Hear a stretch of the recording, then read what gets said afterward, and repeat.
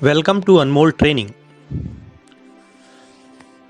अनमोल प्रशिक्षण में आपका स्वागत है। समस्त सुपरवाइजर MPW ANM जो मध्य प्रदेश के हैं उनका स्वागत है। अनमोल का पूरा नाम एक्सिलरी नर्स मिडवाइफ ऑनलाइन होता है। आज हम जानेंगे कि हम सीधे क्रोम या ब्राउज़र पर ANM की आईडी द्वारा किस प्रकार अनमोल में एंट्री कर सकते हैं। हम जानते हैं टैबलेट पर चलने वाला अनमोल ऐप ऑफलाइन क्लाइंट होता है जिस पर इंटरनेट कनेक्टिविटी ना होने पर भी कार्य कर सकते हैं। इसकी सुविधा होती है, लेकिन डाटा सिंक ना होने पर कई प्रकार की त्रुटियां होने की संभावना रहती है। हम वीडियो के अंत में ANM को एंट्री करने में आने वाली समस्याओं के बारे में बात करेंगे और जानकारी देंगे कि उनका समाधान ANM स्वयं कैसे कर सकती हैं।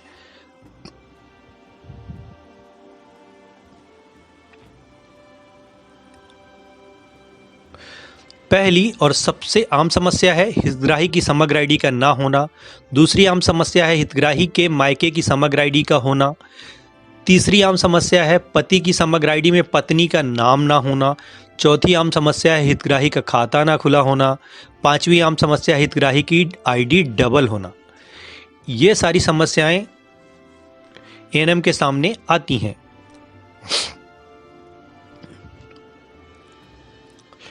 हम किसी भी टैबलेट पर या कंप्यूटर पर ब्राउज़र को प्रारंभ करके उस पर ANM की आईडी से लॉगिन कर सकते हैं और एंट्री कर सकते हैं।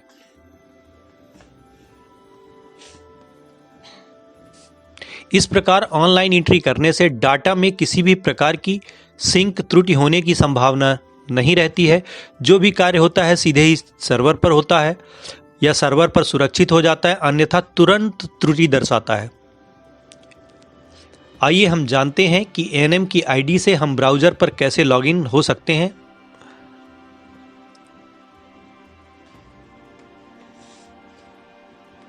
सबसे पहले हम कंप्यूटर पर गूगल क्रोम या इंटरनेट एक्सप्लोरर या मोजिला फायरफॉक्स जो भी वेब ब्राउज़र हो उसे ओपन करते हैं।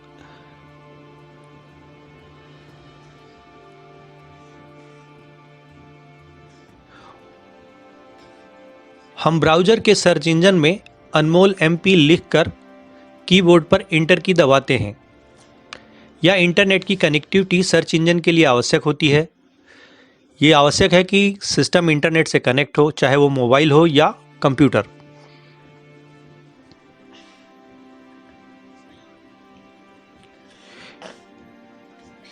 जैसे ही इंटर दबाएंगे तो गूगल का सर्च रिजल्ट खुलकर हमारे सामने आ जाएगा। इस पर हम अनमोल MP को क्लिक करेंगे। अनमोल MP को क्लिक करने के बाद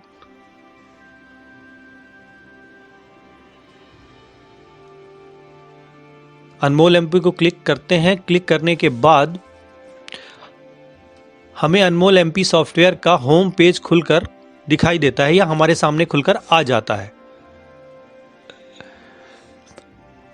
हम सीधे ब्राउज़र के एड्रेस बार पर भी वेब पेज का पूरा पता लिखकर भी अनमोल के होम पेज पर जा सकते हैं। इसके लिए हमको एड्रेस बार पर anmol.nhmmp.gov.in लिखकर इंटर दबा सकते हैं।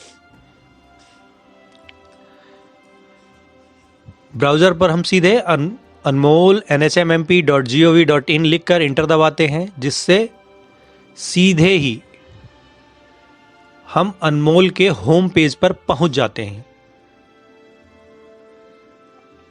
इसमें इस वेब पेज पर ऊपर की ओर 3 बटन होती हैं। पहली ग्लोबल सर्च, दूसरी डैशबोर्ड लॉगिन, तीसरी एडमिन लॉगिन।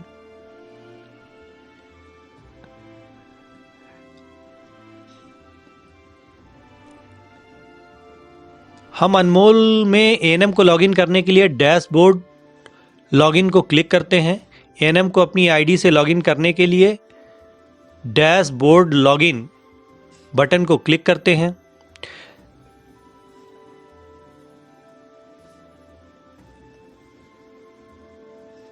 जिससे ब्राउज़र पर सर्च होता है कुछ, और उसके बाद अनमोल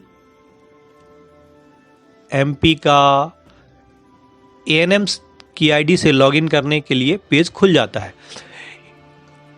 इससे एक लॉगिन पेज खुलेगा जिसमें एएनएम रेडियो बटन को सेलेक्ट करना है, डिपार्टमेंट से एएनएम वाले वीडियो को सेलेक्ट करना है और एएनएम की आईडी नीचे के पहले टेक्स्ट बॉक्स में एएनएम आईडी और दूसरे टेक्स्ट बॉक्स में एएनएम का पासवर्ड प्रविष्ट करना है या डालना है। उसके बाद कैप्चर को बॉक्स में डालते हैं और लॉगिन बटन को दबाते हैं।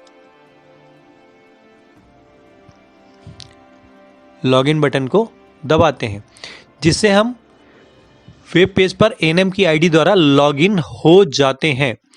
यहाँ पर एएनएम का डैशबोर्ड दिखाई देता है जिसमें कुल पंजीकृत लक्ष्य दंपत्ति, कुल पंजीकृत गर्भवती महिला एवं कुल पंजीकृत बच्चे दिखाई देते हैं। और के पैनल में एएनएम का नाम दिखाई देता है, उसके नीचे डैशबोर्ड लिखा होता है, उसके नीचे डाटा एंट्री ईसी लिखा होता है। उसके सामने के तीर को दबाकर हम उसके नीचे के ऑप्शन को खोल लेते हैं जिसमें 3 ऑप्शन दिखाई देते हैं। पहला रजिस्टर, इसमें 3 ऑप्शन दिखाई देते हैं। पहला रजिस्टर, दूसरा ट्रैकिंग, तीसरा री रजिस्टर।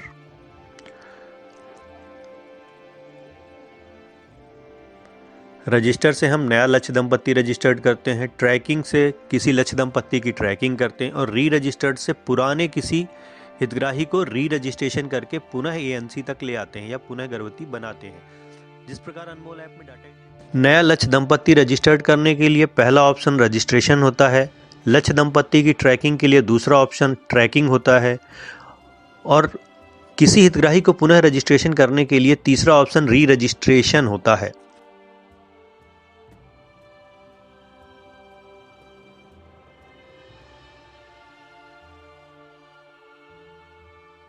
नया लक्ष्य दंपत्ति रजिस्टर्ड करने के लिए पहला ऑप्शन रजिस्ट्रेशन ऑप्शन को क्लिक करते हैं, खोलते हैं जिससे रजिस्ट्रेशन का पेज दिखाई देता है जिस पर गांव का नाम, आशा का नाम आदि सेलेक्ट करने के बाद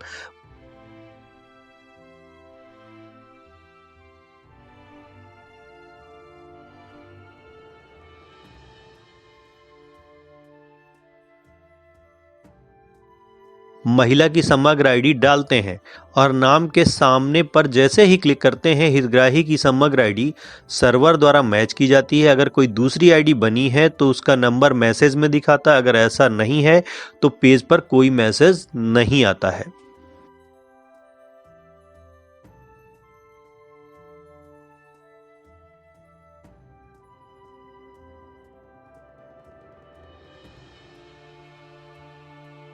MPID के रजिस्टर में हम अपना रजिस्टर का नंबर डाल देते हैं। इसके बाद महिला का नाम इंटर करते हैं।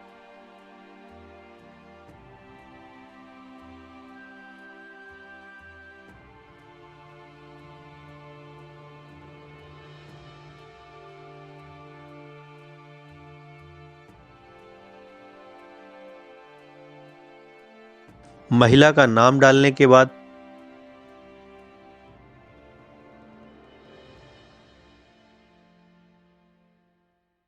परिवार की समग्र आईडी डालते हैं। उसके बाद पति की समग्र आईडी,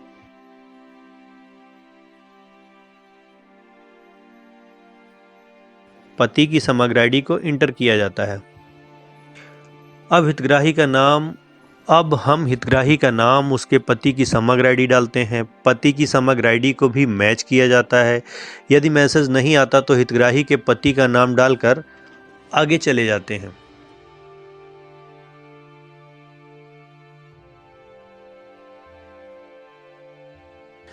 इसके बाद हम बैंक विवरण में आते हैं। यदि महिला का बैंक विवरण है तो महिला के सेक्शन में और पति का बैंक विवरण है तो पति के सेक्शन में डालते हैं। सबसे पहले हम बैंक का नाम सेलेक्ट करते हैं कि किस बैंक का खाता है।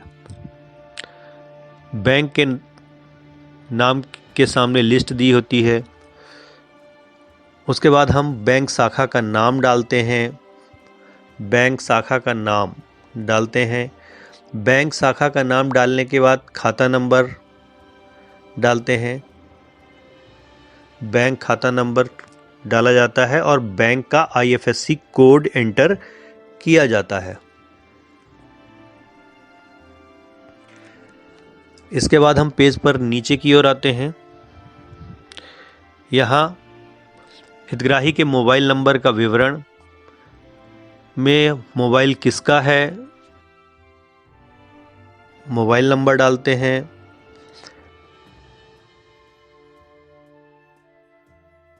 उसके बाद रजिस्ट्रेशन पंजीयन की तिथि या रजिस्ट्रेशन की डेट डालते हैं। डेट ऑफ रजिस्ट्रेशन में रजिस्ट्रेशन का दिनांक डालते हैं जो LMP के लगभग 12 सप्ताह तक का होना चाहिए। इसके बाद हम नीचे की ओर आते हैं। करंट एज इन वुमेन, महिला की वर्तमान आयु डालते हैं। एज एट मैरिज में वर्तमान की वो आयु डाली जाती है जिसमें जब उसकी शादी हुई हो। इसी तरह पति की भी विवाह की आयु डाली जाती है, तो अपने आप पति की मैरिज की उम्र या शादी की उम्र ले लेता है स्वयं से ही। इसके बाद एड्रेस के नीचे के बॉक्स में हितग्राही का पता लिखा जाता है। उसके नीचे वाले बॉक्स में उसका रिलीजन सेलेक्ट किया जाता है, हिंदू है मुस्लिम है। इसके बाद कास्ट वाले सिलेक्शन बॉक्स से कास्ट सेलेक्ट किया जाता है। उसके आगे इकोनॉमिक स्टेटस मतलब वो हितग्राही APL में है अथवा BPL में है, इसकी जानकारी ली जाती है। इसके बाद हितग्राही के कितने बच्चे जन्म लिए, कितने मेल कितने फीमेल, वो नीचे डाला जाता है। Total number of children born and total number of live children में ये डाला जाता है कि उसके कितने बच्चे जिंदा हैं। अगर उसके बच्चे हैं तो छोटे बच्चे की आयु डाली जाती है महीनों में और साल में, और वो लड़का है या लड़की ये फीड कर दिया जाता है।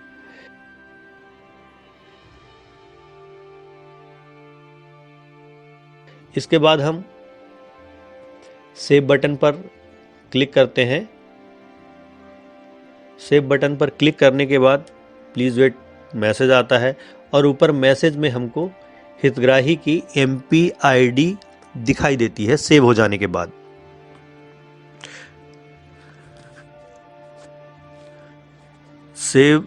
अब सेव या हिंदी में सुरक्षित बटन जो कि संतरे कलर की होती है, दबाने पर डाटा सुरक्षित कर लिया जाता है और मैसेज में MP ID प्रदर्शित होती है।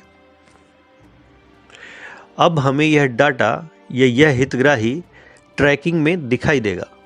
ट्रैकिंग में डाटा एंट्री इसी में जाकर ट्रैकिंग ऑप्शन को सेलेक्ट करते हैं।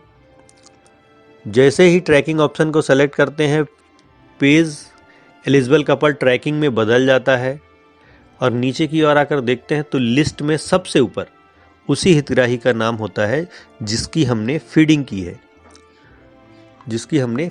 है। इसके बाद हम उस हितग्राही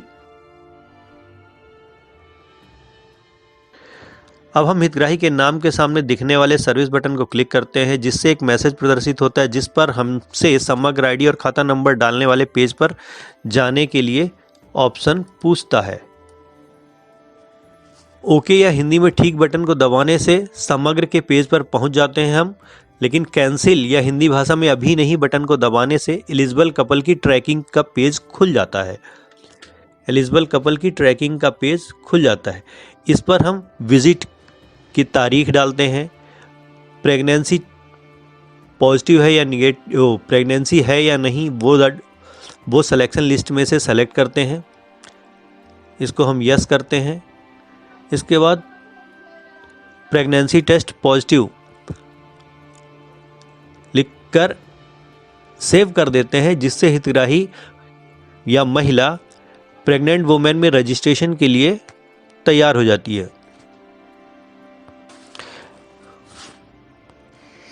अब हम उसी हितग्राही को यदि पुनः पंजीकृत करना चाहते हैं तो वह पंजीकरण नहीं होगा। जैसे ही हम महिला की समग्र ID वुमेन समग्र ID वाले ऑप्शन में डालते हैं, डालने के बाद आगे वाले ऑप्शन पर क्लिक करते हैं तो हमें ऊपर की ओर वेब ब्राउज़र में मैसेज प्रदर्शित करता है। ऊपर की ओर वेब ब्राउज़र में मैसेज ये प्रदर्शित करता है कि हितग्राही की डुप्लीकेट ID है। समग्र ID या Samagra originally mapped to this ID उसका मैसेज आएगा, उसमें वह MP ID दिखाई देती है जिसमें वह रजिस्टर्ड होती है पहले से।